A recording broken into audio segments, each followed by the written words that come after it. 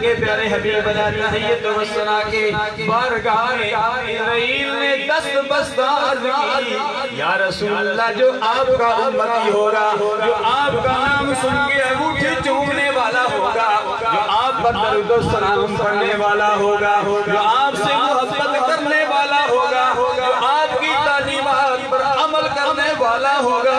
یا رسول اللہ صلی اللہ علیہ وسلم اس کی روح میں ایسے نکالوں گا جیسے متن سے بال نکال لیا جاتا ہے۔ فرمایا یا رسول اللہ غم نہ کیجئے، جو آپ کے امتی ہیں ان کی روح میں ایسے نکالوں گا ان کو تکلیف نہیں ہوگی،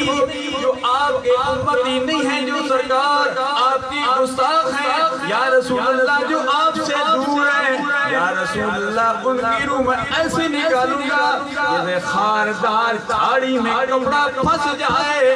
کپڑے کو نکالا جائے، کپڑا ٹکڑے ٹکڑے ہو جاتا ہے، اور میں اس کی روح میں ایسے نکالوں گا کہ اس کو پتہ چل جائے گا کہ روح کیسے نکلتی ہے۔ اے اللہ کے پیارے حبیب تحیت و ثنا غم نہ کیجئے، جو آپ کی امتی ہے، آپ اپنی امت سے محبت کرتے ہیں، یا رسول اللہ میں بھی آپ کی امت سے محبت کرتا ہوں۔